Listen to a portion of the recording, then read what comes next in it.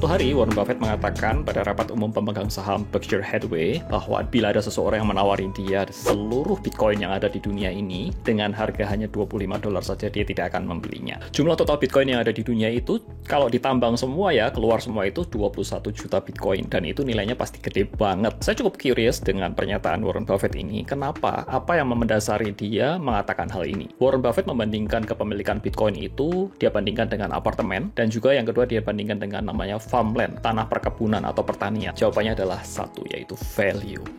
Menurut Warren Buffett, Bitcoin itu tidak memproduksi nilai atau value apapun.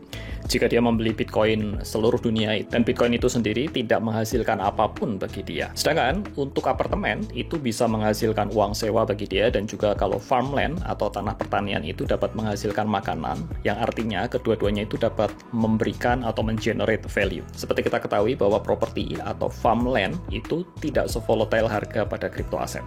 Dan harganya akan cenderung naik terus seiring dengan berjalannya waktu, sehingga membuat hal ini itu menarik bagi Warren Buffett sebagai seorang investor sejati.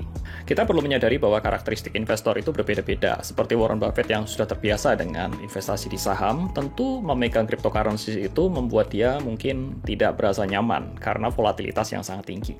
Dan saya percaya bahwa Warren Buffett ini melakukan segala sesuatunya itu berdasarkan valuasi. Sekarang pertanyaannya itu begini, bagaimana cara kita memvaluasi suatu aset kripto? Kalau kita bicara tentang fundamental saham itu clear. Anda bisa hitung dari laporan keuangannya. Berapa ekspektasi return-nya, berapa earning per share-nya, cash flow yang dapat di-generate dari beberapa tahun ke depan, itu kita bisa hitung. Dan dapat ditarik mundur untuk dapat mencari nilai intrinsiknya. Sangat berbeda dengan suatu aset kripto. Bagaimana kita mengetahui suatu harga kripto itu sudah apakah undervalue, apakah overvalue, apakah dengan tokenomics, apakah dengan market cap, apakah dengan supply and demand, berapa banyaknya wallet yang ada, tidak dapat menghitung secara kuantitatif berapa intrinsic value dari suatu koin atau suatu token.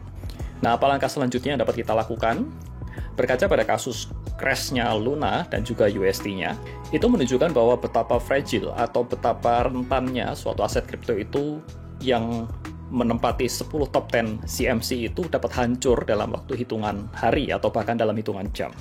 Nah, hal ini juga turut mengubah paradigma saya, saudara, akhir-akhir ini bahwa aset kripto itu mungkin lebih cocok untuk trading dan spekulasi, dan bukan tidak cocok untuk yang namanya itu investasi jangka panjang, karena sifatnya yang sangat volatile dan tidak memiliki intrinsic value.